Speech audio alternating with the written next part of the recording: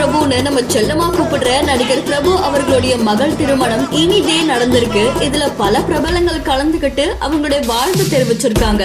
இந்த கல்யாணத்துக்கு லெஜண்ட் சரவணனும் கலந்துகிட்டு இருந்திருக்காங்க.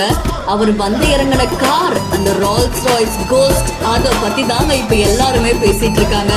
லெஜண்ட் சரவணன் பல பிரம்மாண்டமான கார்கள் வச்சிருக்காருன்னு நமக்கு தெரியும். அதுல ரோல்ஸ் ராய்ஸ்லயே அவர் 3 கார்கள் வச்சிருக்காராமா. அதுல ஒன்னு ரோல்ஸ் ராய்ஸ் ரெய்த், இன்னொன்னு ரோல்ஸ் ராய்ஸ் பேண்டோம் 7, மூணாவது ரோல்ஸ் ராய்ஸ் கோஸ்ட்.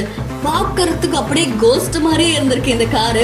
அண்ட் இந்த காரோடைய தொடக்க மதிப்பு அப்படின்னு பார்த்தா 5 கோடி. ஆனா பல கோடிகளை இது தொடும் அப்படின்னு சொல்றாங்க. இப்போ இந்த ரோல்ஸ் ராய் கோஸ்ட்ல ஒயிட் கலர் கார் தான் லெஜண்ட் சரவணன் வச்சிருக்காங்க. இதோட வெயிட் பாத்தீங்கன்னா 2.5 டன் இருக்கும்னு சொல்றாங்க. அதாவது ஒரு ஆர்மி ட்ரக்கோடைய வெயிட் தான் இந்த காருக்கு இருக்காமா. அண்ட் இதோடைய ரோபஸ்ட் பார்த்தா 6.75 லிட்டர் ட்வின் டர்போ சார்ஜர்ல V12 என்ஜின் தான் இருக்கு.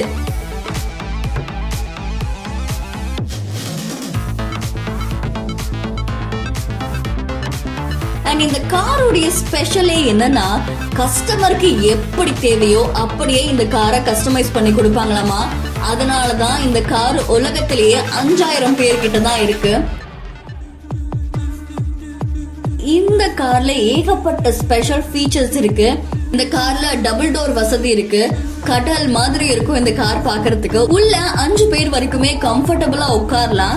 அண்ட் இந்த கார்ல இருக்கிற ஒவ்வொரு விஷயத்தையுமே மேன்வால தான் கஸ்டமைஸ் பண்ணுவாங்களாமா. அதனாலதான் இந்த கார் இத்தனை கோடி இருக்குன்னு சொல்லியிருக்காங்க.